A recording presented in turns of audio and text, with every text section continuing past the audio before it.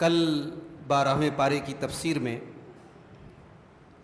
سورہ یوسف کی کچھ آیتوں کی تفسیر آپ کے سامنے پیش کی گئی اور مختصر میں حضرت یوسف علیہ السلام کا واقعہ آپ کے سامنے پیش کیا گیا۔ حضرت یوسف علیہ السلام جب جیل میں پہنچے تو جیل میں وہاں ان کی ملاقات دو لوگوں سے ہوئی۔ ان دو لوگوں نے خواب دیکھا۔ ایک نے خواب دیکھا کہ میں انگور کا رس نچوڑ رہا ہوں، اور دوسرے نے خواب دیکھا کہ میں اپنے سر کے اوپر ٹوکری کو لے کے جا رہا ہوں اور اس میں روٹیاں ہیں اور پرندے اس روٹی کو نوچ نوچ کے کھا رہے ہیں۔ تو ان دونوں نے اپنا یہ خواب حضرت یوسف کے سامنے بیان کیا اور کہا کہ آپ اس کی تعبیر بتائیں، کیونکہ ان کو اندازہ ہو گیا تھا کہ آپ کی تعبیر جانتے ہیں۔ حضرت یوسف علیہ السلام نے اس موقع کو غنیمت جانا اور ان دونوں لوگوں کو خواب کی تعبیر بتانے سے پہلے توحید کی دعوت دی۔ ان کو سمجھایا کہ اللہ اکیلا اللہ ہی ہمارا معبود ہے۔ اس میں ایک سبق یہ ہے کہ ایک مسلمان کسی بھی اسٹیج میں ہو، اگر توحید کی دعوت دینے کا کوئی موقع مل رہا ہے تو ایک مسلمان کو اسے چوکنا نہیں چاہیے۔ حضرت یوسف علیہ السلام نے اس موقع کا فائدہ اٹھایا اور خواب کی تعبیر بتانے سے پہلے ان دونوں ساتھیوں کو، اپنے جیل کے ساتھیوں کو، انہوں نے توحید کی دعوت دی۔ اس کے بعد خواب کی تعبیر بتائی اور کہا کہ تم دونوں میں سے ایک کو پھانسی دے دی جائے گی، اس کو سولی چڑھا دیا جائے گا اور اس کی لاش میں سے پرندے نوچ نوچ کے کھائیں گے، اور دوسرا بادشاہ کو شراب پلانے کی ڈیوٹی پر، دوسرا بادشاہ کو شراب پلانے کی ڈیوٹی پر لگے گا، بادشاہ کا ساقی بنے گا، شراب پلانے کا کام کرے گا وہ۔ لیکن یہ بات حضرت یوسف نے کلیئر نہیں کی کہ کون بچے گا اور کس، اور جس کے بارے میں حضرت یوسف کو امید تھی کہ وہ بچ جائے گا، اس کو تنہائی میں حضرت یوسف علیہ السلام نے اس سے کہا کہ دیکھو، جب تم بچ جانا تو اپنے بادشاہ کے سامنے میری بے گناہی کا ذکر کرنا۔ میں بے گناہ ہوں، جیل میں کئی سال سے میری جوانی برباد ہو رہی، میری زندگی برباد ہو رہی ہے۔ اور جیسا حضرت یوسف نے بتایا تھا ویسا ہی ہوا۔ ایک کو سولی چڑھا دیا گیا، دوسرا بچ گیا اور بادشاہ کا ساقی بن گیا، لیکن وہ بادشاہ سے حضرت یوسف کا ذکر کرنا بھول گیا، اور اس کے بعد حضرت یوسف کو کئی سال اور جیل میں رہنا پڑا۔ پھر بادشاہ نے ایک عجیب و غریب خواب دیکھا۔ بادشاہ نے خواب دیکھا کہ 7 دبلی گائے 7 موٹی گایوں کو کھا رہی ہیں، اور 7 ہری بالیاں ہیں اور 7 سوکھی بالیاں ہیں۔ بادشاہ نے اپنے درباریوں سے پوچھا کہ میں نے ایسا خواب دیکھا ہے، اس خواب کی کیا تعبیر ہے؟ تو درباری تو خواب کی تعبیر جانتے نہیں تھے، تو انہوں نے کہا کہ بادشاہ سلامت، یہ اضغاث و احلام ہیں، یہ پراگندہ خیالات ہیں، اس خواب کی کوئی حقیقت نہیں ہے۔ اور خواب بھی بڑا عجیب و غریب تھا، 7 دبلی گائے 7 موٹی گائے کو کھا رہی ہے، بہت عجیب و غریب خواب تھا۔ تو درباریوں نے اس خواب کو اگنور کرنے کی کوشش کی، لیکن بادشاہ کا جو ساقی تھا، جو بادشاہ کو شراب پلاتا تھا، اسے یاد آ گیا کہ حضرت یوسف علیہ السلام خواب کی، اس نے کہا کہ میرے پاس ایک آدمی ہے، میں اس سے خواب کی تعبیر پتہ کر سکتا ہوں۔ اب وہ سیدھے جیل میں آیا اور جیل میں آتے ہی کہنے لگا کہ اے یوسف، ایک خواب کی تعبیر بتاؤ۔ اور خواب یہ ہے، 7 دبلی گائے 7 موٹی گائے کو کھا رہی ہے، 7 ہری بالیاں ہیں 7 سوکھی بالیاں ہیں، اس خواب کا مطلب بتاؤ۔ حضرت یوسف چاہتے تو پہلے شکوہ کرتے کہ بھائی تو کس منہ سے میرے پاس آیا ہے، میں نے تیرے خواب کی تعبیر بتائی، تیرے اوپر احسان کیا، اور تو بچنے کے بعد، نکلنے کے بعد، آج کئی سال کے بعد آیا ہے اور آ کر کے مجھ سے خواب کی تعبیر پوچھ رہا ہے۔ حضرت یوسف نے کوئی شکوہ نہیں کیا، بلکہ فوراً خواب کی تعبیر بتائی۔ کہا کہ 7 سال تک آپ لوگ کھیتی کیجئے، اور کھیتی جب کریں آپ تو اناج جتنا ضرورت بھر کا ہے اتنا کھا لیں، اور باقی اناج کو اس کی بالیوں میں ہی رہنے دیں، اسٹور کر دیں، کیونکہ 7 سال تو اچھی پیداوار ہوگی، پھر 7 سال ایسا آنے والا ہے جس میں قحط پڑے گا، سوکھا پڑے گا، اور بارش کا ایک قطرہ نہیں برسے گا۔ تو یہ جو 7 سال آپ اناج اسٹور کریں گے، یہی اناج آپ کے کام آئے گا اگلے 7 سال، اور پھر 1 سال خوب بارش ہوگی اور خوب پھلوں کی پیداوار ہوگی، اور خوب پھلوں کا رس لوگ نچوڑ کے پھلوں کا رس پئیں گے۔ جب بادشاہ کے پاس اس خواب کی تعبیر پہنچی، بادشاہ نے کہا کہ کون ہے وہ آدمی جس نے اتنی بڑی تعبیر بتائی ہے؟ ہمارے ملک کے 14 سال کے فیوچر کی پلاننگ اس نے بتائی ہے، ہمارے ملک کے 7 خطرناک سالوں کو اس نے ہماری حفاظت کے طریقہ بتایا ہے، اس کو سامنے لایا جائے۔ جب بادشاہ کے لوگ پہنچے حضرت یوسف کے پاس کہ بادشاہ نے آپ کو بلوایا ہے، تو اب حضرت یوسف علیہ السلام نے کہا کہ نہیں، اگر وہ چاہتے بادشاہ بلا رہا تھا چلے جاتے، مگر دامن پہ جو داغ لگا تھا کہ بھئی کیوں یہ جیل میں آئے، کیا زنا کیا تھا نعوذ باللہ، کوئی غلط کام کیا تھا، کسی عورت کے ساتھ کوئی چکر تھا، کیوں آئے تھے جیل میں؟ کہا کہ جائیے پہلے بادشاہ سے پوچھیے کہ ان عورتوں کا کیا معاملہ تھا جن عورتوں نے اپنے ہاتھوں کو کاٹا تھا، اور کس قصور میں مجھے جیل کی کوٹری میں رکھا گیا۔ اب جب بادشاہ نے معاملے کو پتہ کروایا تو اب عزیز مصر کی جو بیوی تھی جس کا نام زلیخا بتایا جاتا ہے، اب اس نے بالکل سچی بات کہی۔ اس نے کہا الآن حصحص الحق، اس نے کہا اب سچائی سامنے آ گئی ہے، اب میں کچھ چھپاؤں گی نہیں، یہ بالکل پاک دامن ہے، بے قصور ہے، اور میری غلطی تھی، میں نے اس کو غلط کام کرنے کے لیے اکسایا تھا، یہ بالکل بے داغ ہے۔ جب زلیخا نے یہ گواہی دے دی، تب حضرت یوسف علیہ السلام نے کہا کہ میں نے اس لیے یہ معاملے کو کلیئر کروایا تاکہ عزیز مصر جان لے کہ اس کے احسان کے ساتھ میں نے احسان فراموشی نہیں کی ہے، اس کی پیٹھ کے پیچھے اس کی بیوی کے ساتھ میں نے کوئی غلط کام نہیں کیا ہے، میں خیانت کرنے والا نہیں ہوں۔ اب یہاں سے قرآن کا 13واں پارہ اسٹارٹ ہوتا ہے، اور 13ویں پارے کی پہلی آیت ہے وَمَا أُبَرِّئُ نَفْسِي إِنَّ النَّفْسَ لَأَمَّارَةٌ بِالسُّوءِ۔ حضرت یوسف علیہ السلام کہتے ہیں کہ کان کھول کر کے آپ لوگ سن لیجئے، آج میری بے گناہی ثابت ہو رہی ہے، آج یہ عورت بھی گواہی دے رہی ہے کہ میں بالکل بے داغ ہوں، مگر میں آپ لوگوں کے سامنے اقرار کر رہا ہوں وَمَا أُبَرِّئُ نَفْسِي، میں اپنے آپ کو بے قصور نہیں ٹھہراتا، میں اپنے آپ کو بری نہیں کرتا۔ ان النفس لامارۃ بالسوء، بے شک نفس تو ہمیشہ برائی پر ابھارنے والا ہوتا ہے، الا ما رحم ربی، ہاں جس کے اوپر اللہ تعالیٰ رحم فرمائے وہ اپنے نفس کی شرارت سے بچ جائے گا، ورنہ نفس کا تو کام ہی ہے برائی کے اوپر ابھارنا۔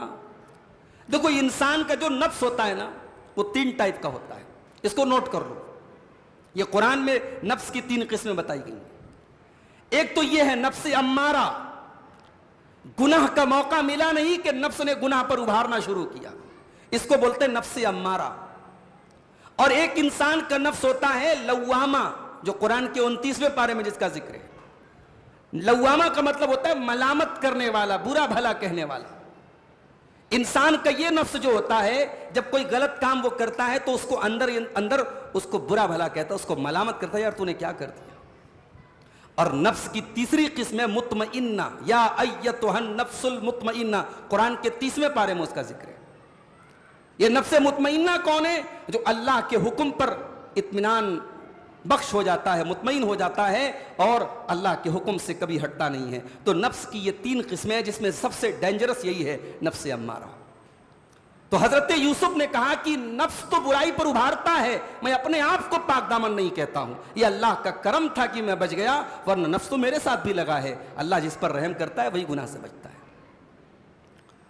اس کے بعد اب بادشاہ کے سامنے جب یہ ساری باتیں آ گئی یوسف علیہ السلام کی خواب کی تعبیر بھی آ گئی, ان کے کیریکٹر کا بے داغ ہونا بھی ان کے سامنے آ گیا. تو بادشاہ نے کیا کہا, وقال الملک اوتونی بہ استخلصہ لنفسی, بادشاہ نے کہا کہ یوسف کو میرے سامنے لاؤ, استخلصہ لنفسی, میں یوسف کو اپنا خاص آدمی بناؤں گا.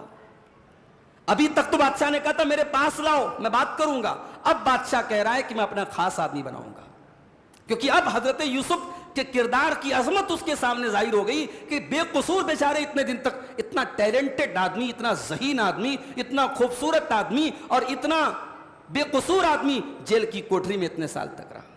بادشاہ نے کہا اس کو سامنے لاؤ, میں اس کو اپنا خاص آدمی بناؤں گا.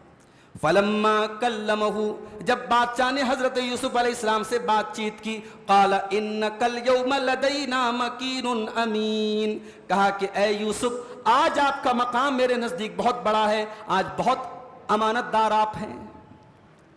پتہ یہ چلا کہ کسی انسان کے ٹیلنٹ کو پرکھنے کا دو طریقہ ہے. ایک تو اس کے کوالیفیکیشن کو دیکھا جائے کہ وہ کتنا پڑھا لکھا ہے, کتنا قابل ہے, اور دوسرے اس کا وائیوا کیا جائے, اس کا اورل ٹیسٹ کیا جائے, اس کا انٹرویو لیا جائے کہ وہ بات کرنے میں کیسا ہے, اس کا ایٹیٹیوڈ کیسا ہے, اس کا بیہیویئر کیسا ہے, اس کی باڈی لینگویج کیسی. اور آج بھی دنیا کے تمام انسٹیٹیوشنز میں کسی کو پرکھنے کے یہی دو طریقے ہیں, ایک ریٹن ہوتا ہے انٹرویو اور ایک وائیوا ہوتا ہے.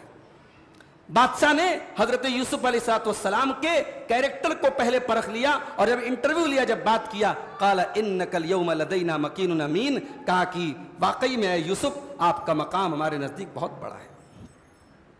اب حضرت یوسف علیہ السلام نے کہا اجعلنی علی خزائن الارض, کہ بادشاہ سلامت مجھے آپ زمین کے خزانوں کا منسٹر بنا دیجئے, مجھے فوڈ منسٹر بنا دیجئے. جو پیداوار ہوگی آپ کے ملک میں, اس پیداوار کو کیسے مینج کرنا ہے اس کے مینجمنٹ کا ذمہ دار مجھے بنا دیجئے, تاکہ آنے والے 14 سال کی پلاننگ میں صحیح طریقے سے کر سکوں. یہاں ایک سوال پیدا ہوتا ہے, اللہ کے رسول صلی اللہ علیہ وسلم نے کسی بھی عہدے اور پوسٹ کا سوال کرنے سے منع کیا ہے. اللہ کے نبی صحابی سے کہتے ہیں کہ کبھی بھی عہدے کا سوال مت کرو, کرسی کا سوال مت کرو. اگر تمہیں سوال کر کے کوئی عہدہ ملے گا تو تمہیں اللہ تبارک و تعالیٰ اس عہدے کے سلسلے میں تمہاری مدد نہیں کرے گا, اس کے حوالے کر دیا جائے گا. وَإِنْ أُوتِيتَهَا عَنْ غَيْرِ مَسْأَلَةٍ, اور اگر بغیر مانگے کوئی عہدہ ملے گا وَإِنْ تَعْلَيْهَا, تو اس پر تمہاری مدد کی جائے گی. اللہ کے نبی نے حضرت عبد الرحمن ابن سمرہ سے کہا تھا. تو یہاں تو یوسف علیہ السلام مانگ رہے کہ مجھے فوڈ منسٹر بنا دیجیے, اور اللہ کے نبی نے منع کیا ہے کہ عہدہ مت مانگو, کرسی مت مانگو. عہدہ مانگنا نہیں چاہیے, لیکن اگر کبھی کسی دور میں پوری قوم کے خسارے کا ڈر ہو کہ اگر اس عہدے کو ایک لائق اور فائق اور ذہین اور اس عہدے کے لائق انسان نے نہیں سنبھالا تو وہ عہدہ برباد ہو سکتا ہے اور اس پر نالائق لوگ آ سکتے ہیں, تو ایسی سچویشن میں ظاہر کیا جا سکتا ہے کہ بھائی اس عہدے پر آپ یہ ذمہ داری مجھے دے دیجئے, انشاءاللہ میں صحیح طریقے سے نبھاؤں گا. تو ایکسیپشن میں عہدہ مانگا جا سکتا ہے. حضرت یوسف علیہ السلام کا معاملہ ایکسیپشن کا تھا. ان کے پاس ایک بہترین موقع تھا اس منسٹری کو ایکوائر کر کے اس پورے ملک میں وہ اللہ کے دین کو پھیلا سکتے تھے, وہ توحید کی دعوت دے سکتے تھے, اور بادشاہ سلامت کو اور دیگر لوگوں کو وہ اللہ کی توحید کی دعوت دے سکتے تھے. اس پرپس کے تحت انہوں نے اس عہدے کو مانگا اور طلب کیا. اب دیکھیے میرے بھائیو, یوسف علیہ السلام کے واقعے پر غور کیجیے. جب بھائیوں نے حضرت یوسف کو کنویں میں ڈالا تھا, ان کے دل و دماغ میں کیا چلتا رہا ہوگا؟ انہوں نے کیا سوچا ہوگا کہ اے اللہ یہ کیسی آزمائش ہے کہ میرے اپنے ہی بھائی مجھے آج میرے باپ سے دور کر رہے ہیں اور اس اندھے کنویں میں ڈال رہے ہیں, نہ جانے میرا انجام کیا ہوگا. مگر اللہ جس کی حفاظت کرتا ہے میرے بھائی, یوسف علیہ السلام کو ان کے بھائیوں نے کنویں میں ڈالا تھا, یہ سوچ کر کے ڈالا تھا کہ یوسف کا قصہ تمام ہو جائے. آج وہ یوسف مصر کے منسٹر بن چکے ہیں, عزیز مصر کی کرسی پر پہنچ چکے ہیں. اسی لیے اللہ قرآن میں فرماتا ہے وَكَذَلِكَ مَكَّنَّا لِيُوسُفَ فِي الْأَرْضِ يَتَبَوَّأُ مِنْهَا حَيْثُ يَشَاءُ, ہم نے یوسف علیہ السلام کے لیے زمین میں اقتدار عطا کر دیا, وہ جہاں چاہتے تھے اپنا ٹھکانہ بنا سکتے تھے. نصیب برحمتنا من نشاء, اور ہم اپنی رحمت جس کو چاہتے ہیں دیتے ہیں. وَلَا نُضِيعُ أَجْرَ الْمُحْسِنِينَ, اور ہم نیکی کرنے والوں کے اجر کو کبھی ضائع نہیں کرتے. یہ یوسف کی نیکیوں کا پھل تھا. یوسف نے بھائیوں کے ظلم پر صبر کیا. یوسف نے زلیخا کی دعوت گناہ کو قبول نہیں کیا, صبر کیا. یوسف نے جیل کی کوٹری میں صبر کیا. یہ یوسف کے صبر کا پھل تھا, یہ یوسف کی نیکیوں کا پھل تھا. آج اللہ نے انہیں اس مقام پر پہنچایا. اب اس کے بعد وہ 7 سال آئے جو قحط کے 7 سال تھے, جس میں سوکھا پڑ گیا اور ہر جگہ اناج کی قلت ہو گئی. مگر حضرت یوسف علیہ السلام کے بہترین مینجمنٹ کی وجہ سے مصر کے اندر اناج کی کوئی کمی نہیں تھی اور خوراک کی کوئی کمی نہیں تھی. دوسرے ملکوں سے اور دوسرے علاقوں سے لوگ آ کر کے مصر کے بادشاہ کے پاس غلہ ادھار مانگ رہے تھے اور ان سے قرض لے رہے تھے یا اپنے سامان کے بدلے ان سے غلہ لے رہے تھے. تو انہی لوگوں میں یوسف کے بھائی لوگ بھی تھے. یوسف کے بھائی لوگ جو کنعان کے گاؤں سے چل کر کے آئے تھے, کیونکہ ان کے گاؤں میں بھی قحط پڑا تھا, تو وہ یوسف علیہ السلام کے پاس اپنا غلہ لینے کے لیے آئے تھے. جب وہ آنے لگے تو اب قرآن کہتا ہے کہ حضرت یوسف علیہ السلام تو پہچان گئے, لیکن بھائیوں کے سامنے ظاہر نہیں کیا. بھائی غلہ مانگنے آئے ہیں. اچھا, وہ 10 بھائی آئے تھے جو یوسف علیہ السلام کے سگے بھائی تھے بنیامین, ان کو لے کے نہیں آئے تھے. تو حضرت یوسف نے ان سے پوچھا بھئی آپ لوگ کہاں سے آئے؟ حالانکہ حضرت یوسف تو جان رہے ان کے سگے بھائی ہیں, ان لوگوں کو تو پہچان لیا حضرت یوسف نے, ان لوگوں نے نہیں پہچانا. تو حضرت یوسف نے پوچھا کہ آپ لوگ بھئی کتنے بھائی ہیں, کون ہیں؟ تو ان لوگوں نے بتایا کہ ہم لوگ 10 بھائی ہیں, ایک بھائی ہمارا اور ہے. تو حضرت یوسف نے کہا کہ اگلی بار آنا تو اس بھائی کو بھی لانا, تو اس کا ایکسٹرا تم کو غلہ ملے گا, اور اس کو نہیں لے کے آؤ گے تو کسی کا غلہ نہیں ملے گا. اور جب وہ لوگ جانے لگے تو حضرت یوسف علیہ السلام نے جو قیمت ان لوگوں نے دی تھی غلے کی, وہ قیمت بھی ان کے سامان کے اندر رکھوا دی. اب جب یہ لوگ پہنچے, واپس اپنے گاؤں میں پہنچے, تو حضرت یعقوب سے کہا کہ ابا جان, جو عزیز مصر ہے, جو مصر کا وزیر خزانہ ہے, بڑا نیک آدمی ہے. یہ دیکھیے ہم 10 بھائی اپنا اپنا غلہ لائے ہیں, آپ اگلی بار ہمارے بھائی بنیامین کو بھی ہمارے ساتھ بھیجیے, ہم اس کا بھی غلہ لائیں گے. اور جب انہوں نے اپنا تھیلا کھولا تو تھیلے میں جو قیمت وہ لے کے گئے تھے وہ قیمت بھی ریٹرن مل گئی تھی. کہا کہ ابا جان یہ دیکھیے ہماری قیمت بھی ہم کو لوٹا دی گئی ہے, اگلی بار آپ ہمارے بھائی بنیامین کو بھی ہمارے ساتھ بھیجیے. لیکن کہتے ہیں نا, دودھ کا جلا جو ہے چھاچھ بھی پھونک پھونک کے پیتا ہے. حضرت یعقوب علیہ السلام ایک بار دھوکہ کھا چکے تھے, یوسف کو کھو چکے تھے. اب بنیامین کے بارے میں بڑے محتاط تھے وہ. انہوں نے کہا نہیں, میں تم کو جانے نہیں, میں اس کو تمہارے ساتھ جانے نہیں دوں گا. بھائیوں نے بہت ضد کی. حضرت یعقوب علیہ السلام نے کہا کہ ٹھیک ہے, میں ایک شرط پر جانے دوں گا, تم سب مل کر کے یہ عہد کرو کہ تم اس کی حفاظت کرو گے میرے بچے کی. اللہ یہ کہ تم سب کو دشمن گھیر لے, اجتماعی کوئی پریشانی آ جائے الگ بات ہے, ورنہ ہر حال میں تم اپنے اس بھائی کو لے کر کے آؤ, اور اس پر اللہ کو گواہ بناؤ اپنے اس ایگریمنٹ پر. تو حضرت یعقوب کے سارے بیٹوں نے کہا کہ ٹھیک ہے ابا جان, ہم اس بات پر اللہ کو گواہ بناتے ہیں. اس کے بعد اب یہ 11 بیٹے جب جانے لگے تو حضرت یعقوب علیہ السلام نے اپنے بیٹوں سے کہا کہ جب تم جانا تو ایک دروازے سے مت جانا.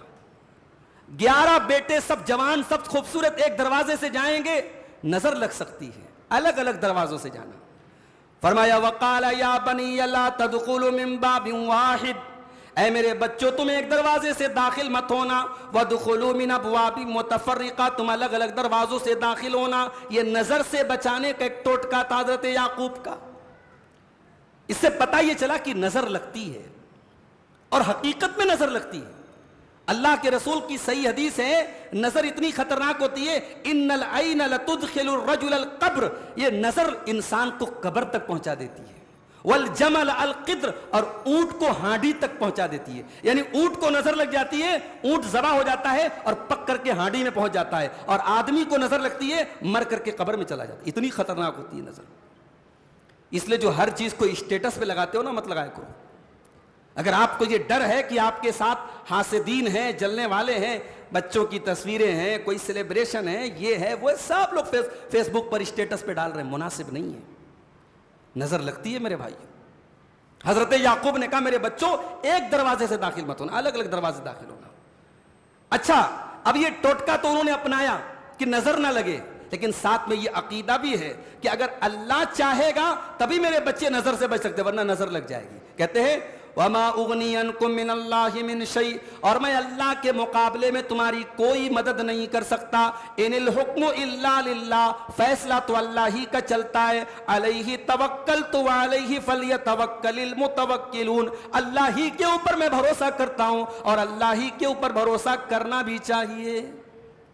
یہ ہے یعقوب علیہ السلام کا ایمان، اپنی تدبیر بھی اختیار کر لی اور اللہ کی تقدیر پر پورا بھروسہ بھی کر لی۔ اسی کو کہتے ہیں توکل۔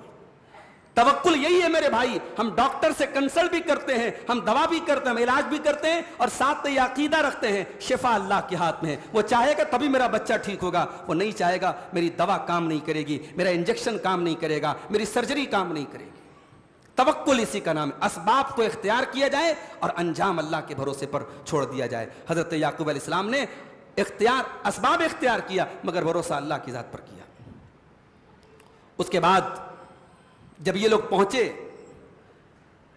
حضرت یوسف کے پاس تو حضرت یوسف اپنے بھائی بنیامین کو دیکھ کر باغ ہو گئے، اس کو اکیلے میں لے کے گئے اور کہا کہ میں تیرا بھائی یوسف ہوں، اور ان 10 بھائیوں نے جو کچھ کیا ہے ہم دونوں کے ساتھ، اس سے اداس مت ہونا، اس سے تو غمگین نہ ہونا، تیرا بھائی ابھی زندہ ہے۔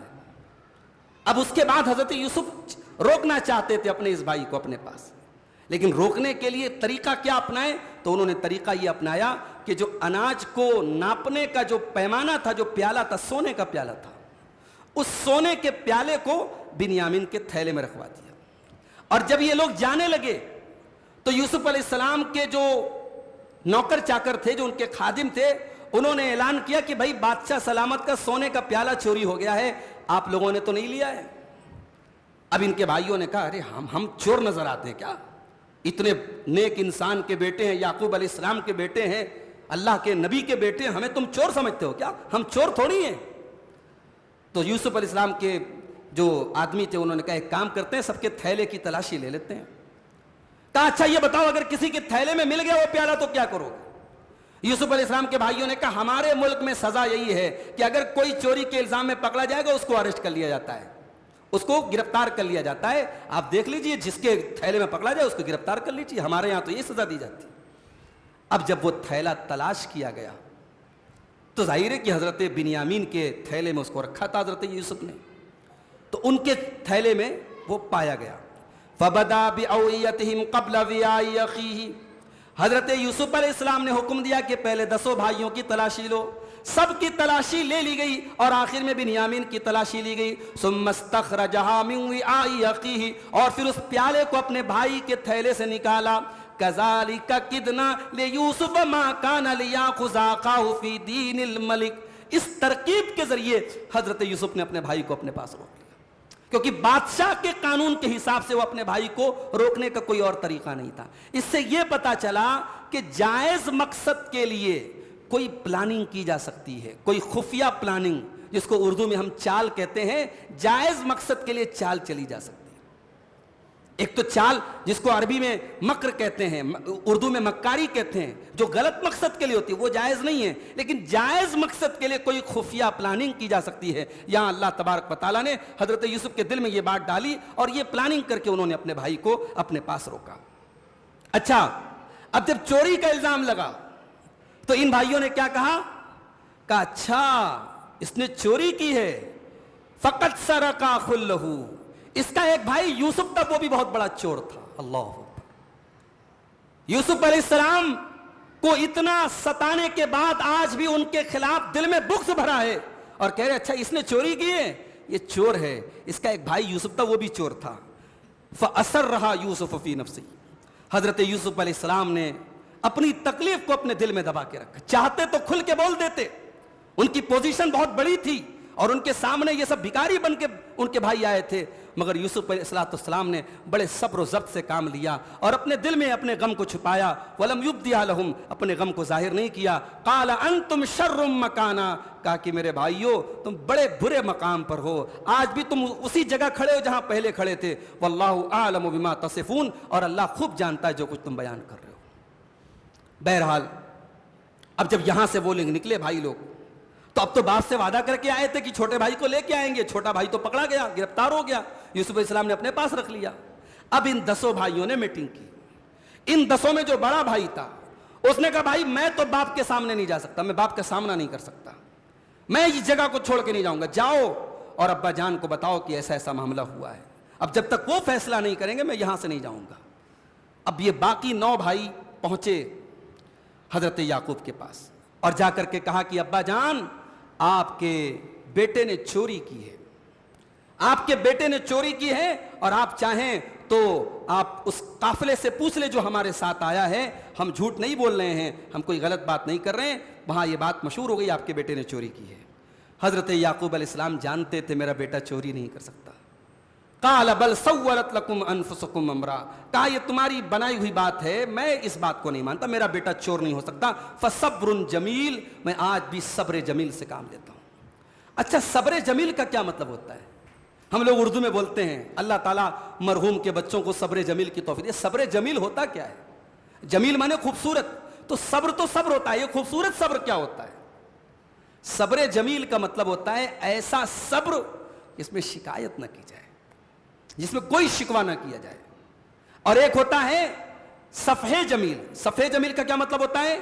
صفح جمیل کا مطلب ہوتا ہے کہ کسی کو ایسا معاف کر دیا جائے کہ اس کو کوئی سزا نہ دی جائے, کوئی ڈانٹا نہ جائے. تو حضرت یعقوب علیہ السلام نے صبر جمیل کیا, کہا کہ میرے بچوں میں صبر جمیل کرتا ہوں. اس کے بعد قرآن کہتا ہے وَتَوَلَّى عَنْهُمْ, حضرت یعقوب علیہ السلام پیچھے پلٹے, وَقَالَ يَا أَسَفَ عَلَى يُوسُف, اور اپنے بیٹے یوسف کو یاد کر کے رونے لگے اور کہنے لگے ہائے میرا یوسف. وَابْيَضَّتْ عَيْنَاهُ مِنَ الْحُزْنِ فَهُوَ كَظِيمٌ, اور اپنے بیٹے یوسف کے غم میں حضرت یعقوب کی آنکھیں سفید ہو گئی تھی, ان کی آنکھوں کی سیاہی ختم ہو گئی تھی, وہ نابینا ہو گئے تھے, اندھے ہو گئے تھے. بیٹے کی جدائی کے غم نے یعقوب کو اندھا کر دیا تھا, اور آج بھی برسوں کے بعد بھی یوسف کی یاد آ رہی ہے اور یوسف کو یاد کر کے رو رہے ہیں. قالوا تاللہ تفتؤ تذکر یوسفا, ان کے بیٹوں نے کہا کہ ابا جان آج بھی آپ یوسف کو یاد کرتے ہیں. حتی تکون حردن او تکون من الحالکین, اے ابا جان یوسف کو یاد کر کر کے آپ تو ختم ہو جائیں گے, آپ تو ہلاک ہو جائیں گے, آپ تو گھل جائیں گے.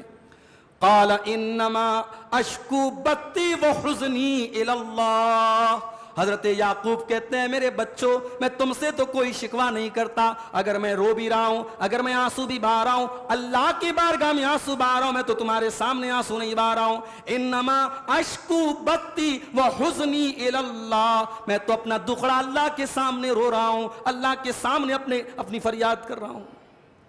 اللہ کے سامنے رونا, اللہ سے فریاد کرنا, اس میں کوئی صبر کی مخالفت نہیں ہے. صبر کی مخالفت کب ہے؟ جب آپ بندوں کے سامنے روئیں گے. اللہ کے سامنے اپنے دکھڑے کا اظہار کرنے میں کوئی حرج کی بات نہیں ہے. اس کے بعد حضرت یعقوب علیہ السلام اپنے بیٹوں سے کہتے ہیں یا بنی یذهبوا فتحسسوا من یوسف واخی, اے میرے بچوں جاؤ یوسف کو بھی تلاش کرو اور اس کے بھائی بنیامین کو بھی لے کر کے آؤ. ولا تیأسوا من روح اللہ, اور دیکھو مجھے پتا ہے یوسف کو گئے آج کئی برس ہو گئے, مگر میں اللہ کی رحمت سے مایوس نہیں ہوں. ولا تیأسوا من روح اللہ, اور تم بھی اللہ کی رحمت سے مایوس مت ہونا. انہ لا ییأس من روح اللہ الا القوم الکافرون, اللہ کی رحمت سے تو کافر لوگ مایوس ہوتے ہیں. مایوس ہونا کافر کا کام ہے. کافر کو اللہ کی رحمت پر بھروسہ نہیں, مومن کو اللہ کی رحمت پر بھروسہ. مومن کو پتا ہوتا ہے اللہ کے لیے کچھ بھی امپاسبل نہیں ہے, کچھ بھی ناممکن نہیں ہے, اللہ کی رحمت کی کوئی انتہا نہیں ہے, اس لیے مومن کبھی مایوس نہیں ہوتا ہے.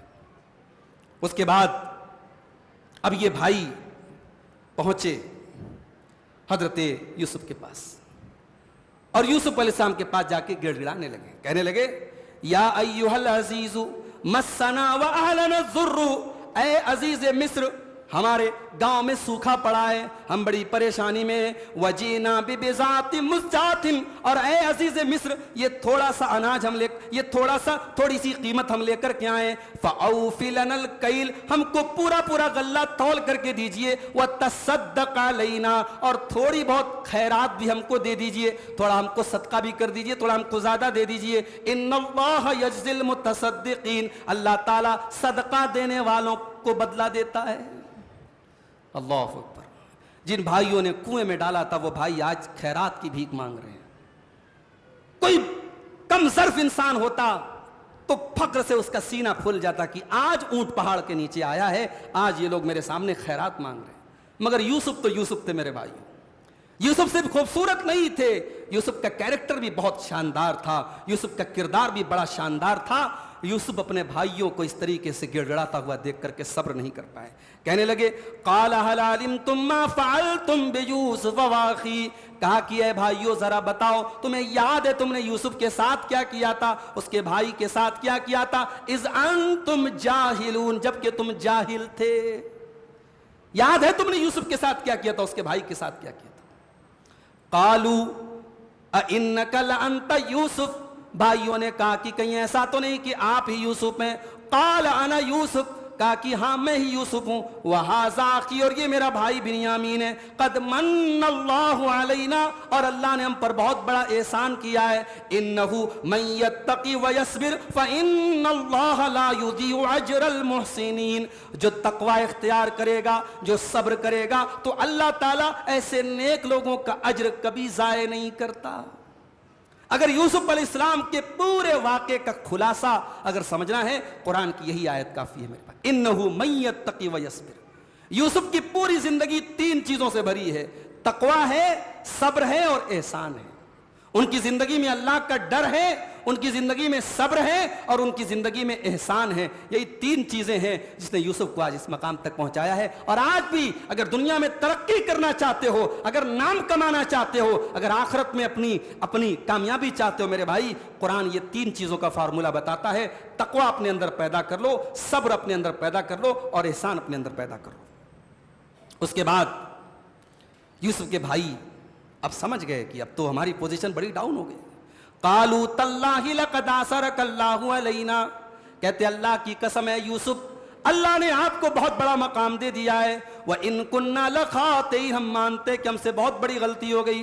क़ाल ला तस्रीब अलैकुमुल यौम, हजरत यूसुफ अलैहिस्सलाम कहते कि ऐ मेरे भाइयों, आपका छोटा भाई आपसे कोई बदला न लेगा, आपको से कोई इंतकाम न लेगा, आपके पुराने कामों का कोई हिसाब आपसे नहीं लेगा। यग़फ़िरुल्लाहु लकुम, जाइए अल्लाह आपको माफ करे। व हुवा अरहमुर राहिमीन, वो बहुत बड़ा रहम करने वाला है।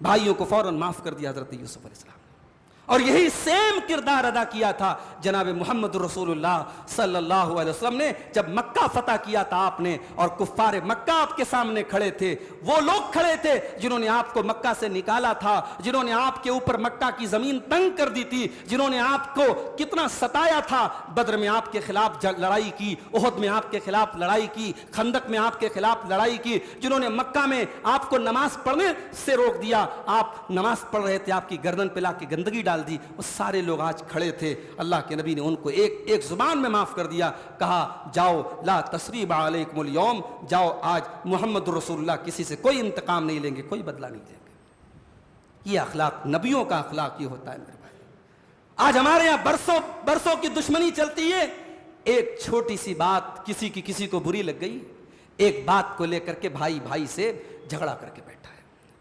बेटे की कोई बात बाप को बुरी लग गई, बाप ने बेटे से रिश्ता तोड़ लिया, 20 बरस तक बाप बेटे में बातचीत बंद है। आज हमारे समाज की बड़ी कड़वी हकीकत है मेरे भाई।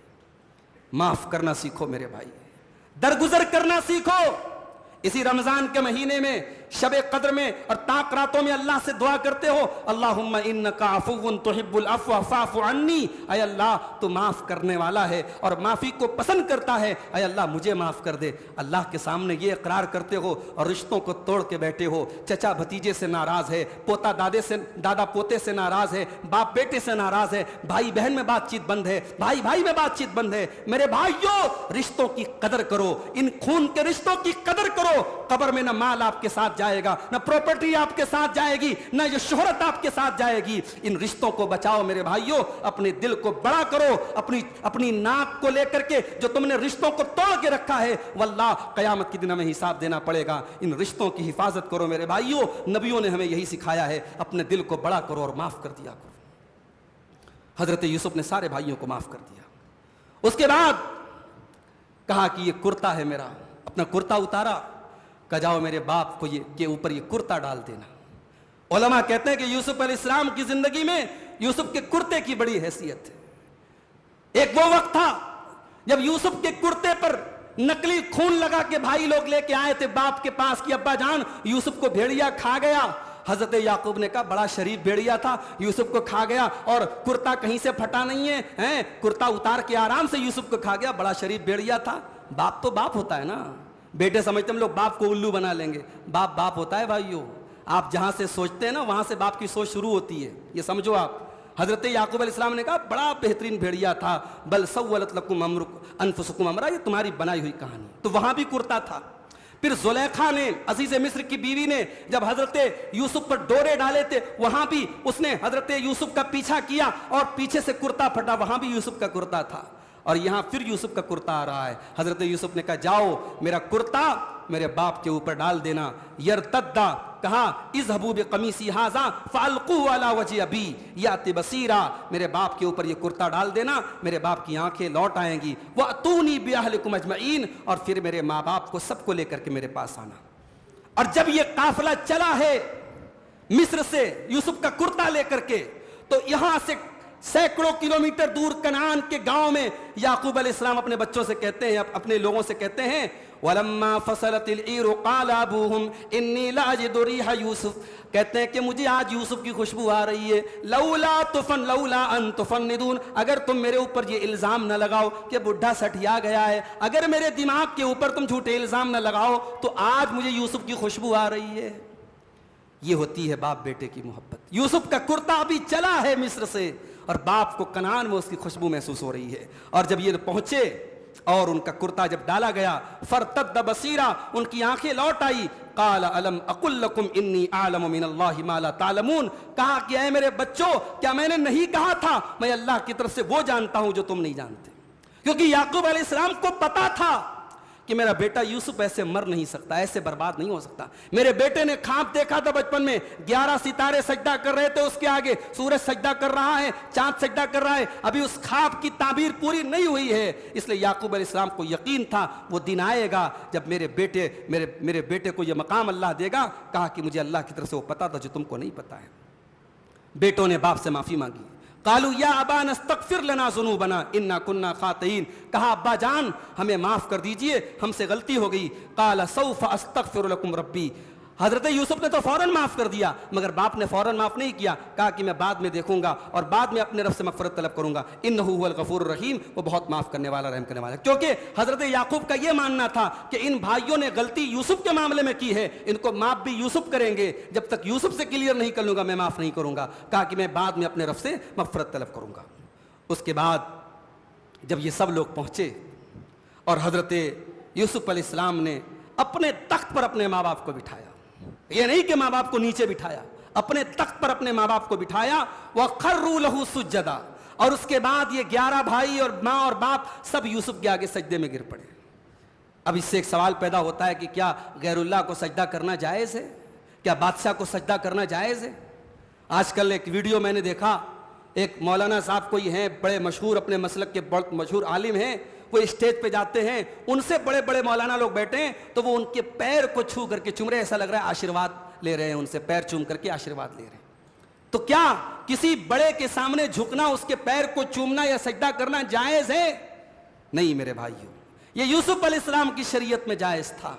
اسلام میں اور ہمارے نبی کی شریعت میں, جناب محمد رسول اللہ صلی اللہ علیہ وسلم کی شریعت میں غیر اللہ کے لیے سجدہ کرنا, چاہے عبادت کے لیے سجدہ کیا جائے, چاہے تعظیم کے لیے اور رسپیکٹ کے لیے سجدہ کیا جائے, غیر اللہ کو سجدہ کرنا جائز نہیں ہے. قرآن کی آیت ہے وَأَنَّ الْمَسَاجِدَ لِلَّهِ فَلَا تَدْعُوا مَعَ اللَّهِ أَحَدًا, سجدہ صرف اللہ کے لیے جائز ہے, اللہ کے ساتھ کسی اور کو مت پکارو.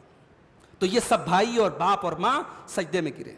حضرت یوسف نے کہا ابا جان یہ ہے میرے خواب کی تعبیر, ھذا تعویل رؤیایا من قبل, ابا جان یہ میرے خواب کی تعبیر ہے. قد جعلها ربی حقا, آج میرے خواب کو اللہ تعالیٰ نے سچا کر دکھایا. وقد احسن بی اذ اخرجنی من السجن, اور اللہ نے بڑا احسان کیا میرے اوپر جب مجھے جیل سے نکالا.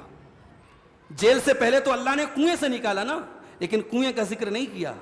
یہ نہیں کہا اللہ نے میرے اوپر احسان کیا جب کنویں سے نکالا, جیل کا ذکر کیا, کیونکہ سامنے بھائی تھے اور بھائیوں کے سامنے اگر کہتے اللہ نے مجھے مجھے کنویں سے نکالا تو بھائیوں کو تکلیف ہو سکتی تھی, بھائیوں کے جذبات کو ٹھیس پہنچ سکتی تھی. یوسف کا کردار ایسا ہے, جب اللہ کے احسان کا ذکر کر رہے ہیں تو بھائیوں کی غلطی کو نظر انداز کر رہے ہیں, کہہ رہے ہیں کہ اللہ کا بڑا احسان ہے, اللہ نے مجھے جیل سے نکالا. وَجَاءَ بِكُم مِّنَ الْبَدْوِ, اور آپ لوگوں کو دیہات سے یہاں شہر میں لے کے آ گیا. مِن بَعْدِ أَن نَزَغَ الشَّيْطَانُ بَيْنِي وَبَيْنَ إِخْوَتِي, شیطان نے میرے اور میرے بھائیوں کے بیچ میں پھوٹ ڈال دی تھی, آج اللہ نے بھائیوں کو ملا دیا. یہ نہیں کہہ رہے کہ شیطان نے میرے بھائیوں کو گمراہ کر دیا, کہہ رہے کہ شیطان نے میرے اور میرے بھائیوں کے بیچ میں پھوٹ ڈال دی. سارا بلیم کس کے اوپر ڈال دیا؟ شیطان کے اوپر ڈال دیا, اور بھائیوں کو بچا لے گئے. یہ یوسف کا کردار ہے میرے بھائیوں. بھائیوں کو ذلیل نہیں کیا, بھائیوں کو شرمندہ نہیں کیا. اور جب یہ منظر حضرت یوسف نے دیکھا کہ آج ماں بھی مل گئی, باپ بھی مل گیا, سب بھائی بھی اکٹھا ہو گئے, اب اللہ کی بارگاہ میں دعا کرتے اور کہتے ہیں ربی قد آتیتنی من الملک, اے اللہ تو نے مجھ کو بادشاہت عطا فرمائی, وعلمتنی من تعویل الاحادیث, اور تو نے مجھے خوابوں کی تعبیر کا علم عطا فرمایا. فاطر السماوات والارض, اے آسمانوں کے پیدا کرنے والے اور اے زمین کے پیدا کرنے والے, انت ولی فی الدنیا والآخرہ, تو دنیا میں بھی میرا مددگار اور آخرت میں بھی میرا مددگار ہے. توفنی مسلما والحقنی بالصالحین, اے اللہ مجھے مسلمان بنا کر کے دنیا سے اٹھانا اور نیک لوگوں میں شامل کر دینا. ایک مومن کا ٹارگٹ یہ ہونا چاہیے, اس کا خاتمہ توحید پر ہو, اس کا خاتمہ ایمان پر ہو. میرے پیارے بھائیوں, یہاں حضرت یوسف علیہ السلام نے یہی دعا کی. اس کے بعد سورہ رات شروع ہوتی ہے. سورہ رات میں اللہ تبارک و تعالیٰ نے عقل مند لوگوں کی 8 نشانی بیان کی.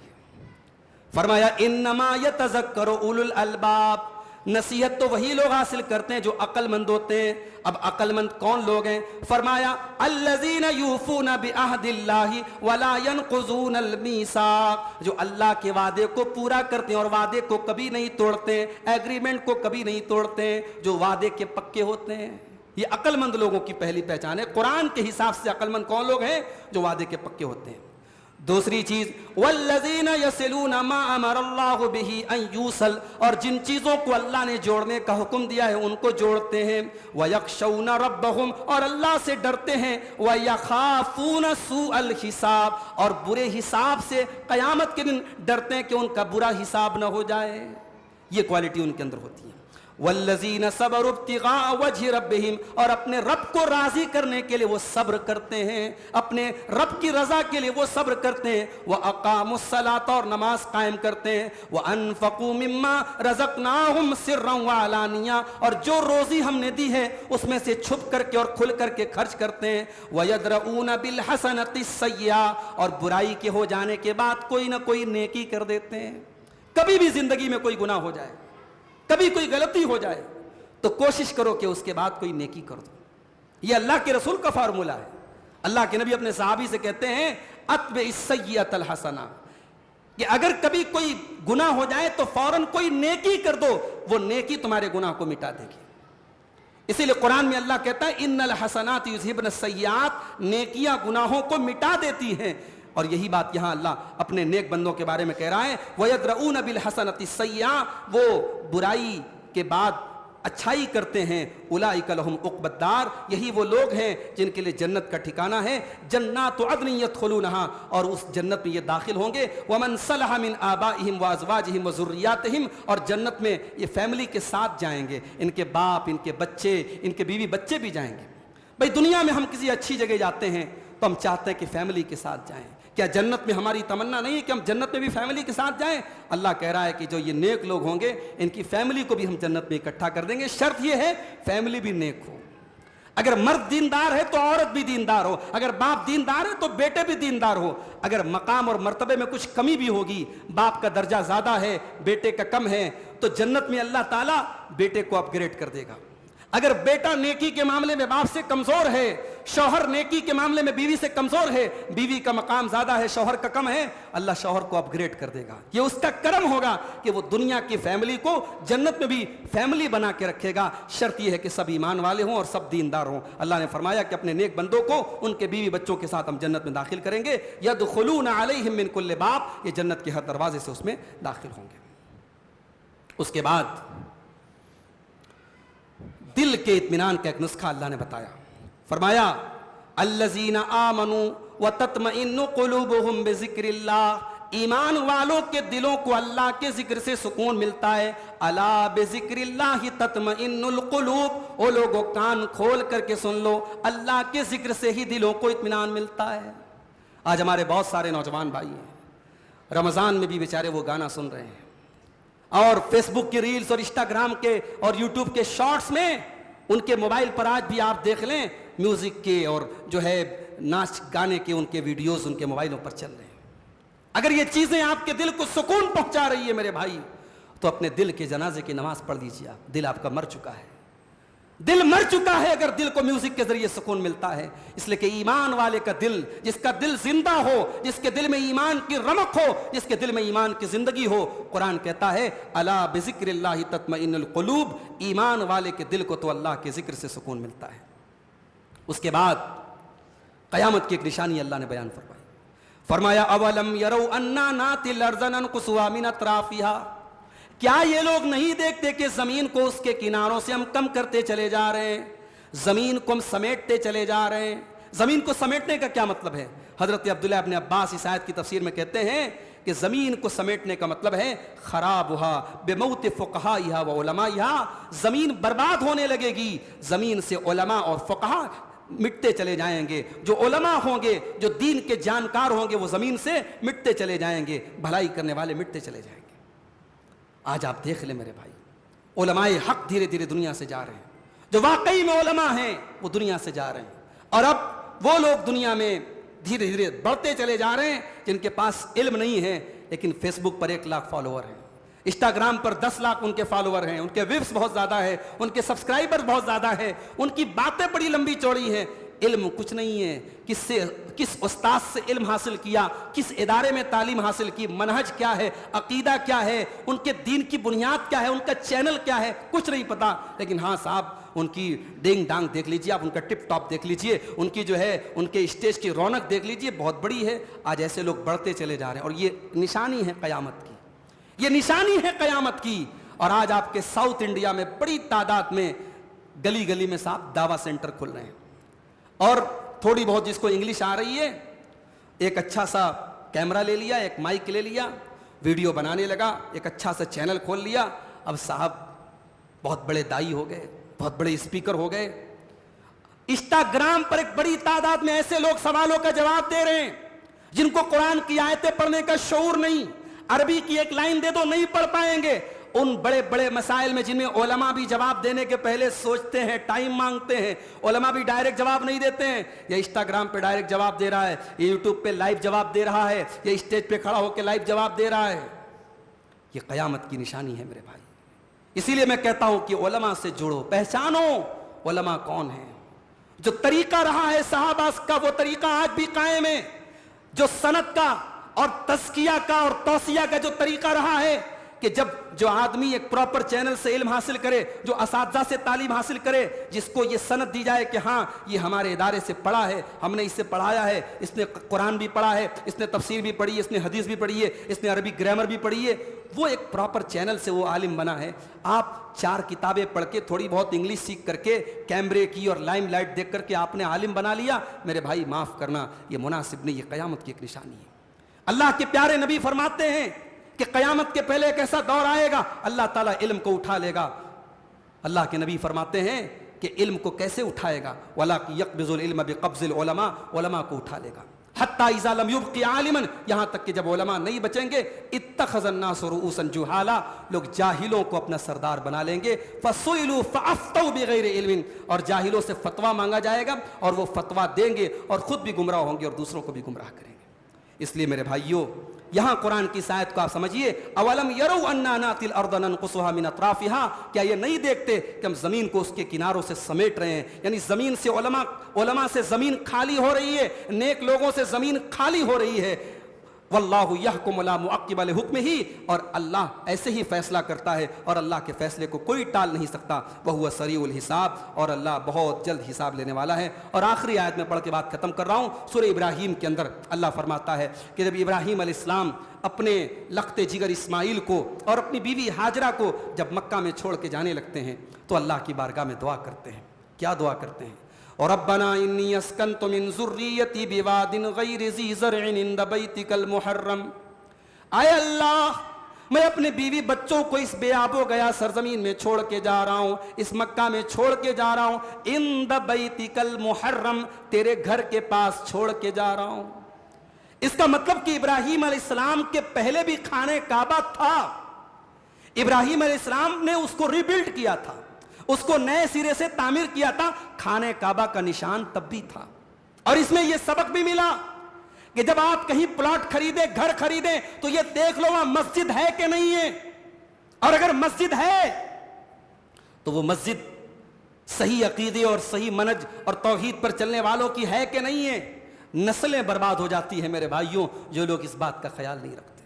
انہوں نے کسی پوش ایریے میں مکان خرید لیا، کسی اچھے ایریے میں مکان خرید لیا، بچوں کو لے کے وہاں بس گئے، وہاں اہل توحید کی مسجد نہیں ہے، وہاں صحیح عقیدے اور صحیح منہج پہ چلنے والوں کی مسجد نہیں ہے۔ نتیجہ یہ نکلا 20 سال کے بعد آپ کا بیٹا نماز کس طریقے پر پڑھ رہا ہے، آپ کے بیٹے کا کیا عقیدہ ہے، آپ کوئی کنٹرول نہیں کر سکتے، کیونکہ بیٹے نے ماحول میں جو سیکھا اس پر عمل کیا۔ میرے پیارے ساتھیوں، ابراہیم ہمیں سبق دے رہے ہیں، جب کہیں پہ گھر بساؤ تو پہلے دیکھ لو وہاں مسجد ہے کہ نہیں ہے۔ کہا اے اللہ میں اپنے بچوں کو وہاں بسا رہا ہوں جہاں تیرا گھر ہے۔ ربنا انی اسکنت من ذریتی بواد غیر ذی زرع عند بیتک المحرم ربنا لیقیموا الصلاۃ، اے میرے رب تو میرے بچوں کو توفیق دیے نماز قائم کریں۔ اپنے بچوں کے بارے میں دعا کر رہے ہیں کہ اے اللہ میرے بچوں کو نماز کی توفیق دے۔ فاجعل افئدۃ من الناس تہوی الیہم، اور اے اللہ تو لوگوں کے دلوں کو پھیر دے، لوگ یہاں آنے کے لیے مچلیں گے۔ اے اللہ لوگوں کے دلوں کو ایسا بنا دے لوگوں کا دل مچلنے لگے۔ آج ہم آپ کرنول میں رہتے ہیں، میں بنارس میں رہتا ہوں، انڈیا کے چھوٹے چھوٹے گاؤں میں لوگ رہتے ہیں، مکے سے سینکڑوں ہزاروں کلومیٹر دور رہتے ہیں، مگر کون ایسا مسلمان ہے جو وہاں جانے کے لیے جس کا دل نہ مچلتا ہو؟ جو گیا ہے وہ دوبارہ جانا چاہتا ہے، جو کبھی نہیں گیا وہ اس کا جانے کے لیے دل تڑپتا رہتا ہے۔ میرے بھائی ابراہیم کی دعا کیسی قبول ہوئی ہے، کیسے الفاظ انہوں نے دعا میں استعمال کیے، اور اللہ نے کیسی ان کی دعا کو قبول کیا۔ کہا کہ اے اللہ ایسا بنا دے اس جگہ کو کہ لوگوں کے دل مچلتے رہیں یہاں آنے کے لیے، وارزقہم من الثمرات، اور اے اللہ یہاں پھلوں کی روزی عطا فرما۔ وہاں اناج کا ایک دانہ نہیں تھا، پانی کا ایک قطرہ نہیں تھا جب ابراہیم نے یہ دعا مانگی تھی، اور دعا کیا مانگ رہے ہیں؟ اے اللہ اس مکہ شہر میں تو پھلوں کی روزی عطا فرما۔ چلے جائیے آپ مکہ کی مارکیٹ میں، دنیا کا کون سا ایسا پھل ہے جو اس مارکیٹ میں آج آپ کو نہیں ملے گا؟ آپ کے کرنول میں جو پھل نہیں ملیں گے، پورے آندھرا میں جو پھل نہیں ملیں گے، پورے انڈیا میں جو پھل نہیں ملیں گے، وہ آپ کو مکہ اور جدہ کی مارکیٹوں میں مل جائیں گے۔ یہ ابراہیم کی دعا کی برکت ہے میرے بھائی۔ دل سے جب دعا نکلتی ہے، جب اللہ کے حکم پر چلنے کے بعد بندہ دعا کرتا ہے، جب اللہ کے امتحان میں کھڑا اترنے کے بعد بندہ دعا کرتا ہے، اللہ اس کی دعا کو قبول کرتا ہے۔ اور سبق یہ بھی ملا کہ بچوں کے دین کی بھی فکر کرو اور بچوں کی دنیا کی فکر بھی کرو۔ اگر آپ کو بچوں کے کیریئر کی فکر ہے، بیٹا انجینئر بنے گا کہ ڈاکٹر بنے گا، بیٹی انجینئر بنے گی کہ ڈاکٹر بنے گی، اگر آپ کو اس کی فکر ہے بہت اچھی بات ہے، مگر بچوں کے عقیدے کی بھی فکر کرو میرے بھائی، بچوں کی نماز کی بھی فکر کرو، بچوں کے دین کی بھی فکر کرو۔ آج ہماری اور آپ کی قوم کی بیٹیاں مرتد ہو رہی ہیں، ہماری اور آپ کے قوم کے بیٹے دین سے دور ہو رہے ہیں، اسلام سے دور ہو رہے ہیں، ان کی چال ڈھال اور ان کی گفتار اور کردار میں کہیں سے دین اور اسلام نہیں ہے۔ ابراہیم ہمیں سبق دے رہے ہیں، اپنے بچوں کے دین کی بھی فکر کرو، اپنے بچوں کی دنیا کی بھی فکر کرو۔ میرے پیارے ساتھیوں، یہ 13ویں پارے کی چند آیتیں تھیں جن کی تفسیر آپ کے سامنے رکھی گئی۔ اللہ سے دعا ہے رب العالمین ہمیں قرآن کریم کی تعلیمات پر عمل کرنے کی توفیق عطا فرمائے، آمین۔ وآخر دعوانا ان الحمد للہ رب العالمین، والسلام علیکم ورحمۃ اللہ وبرکاتہ۔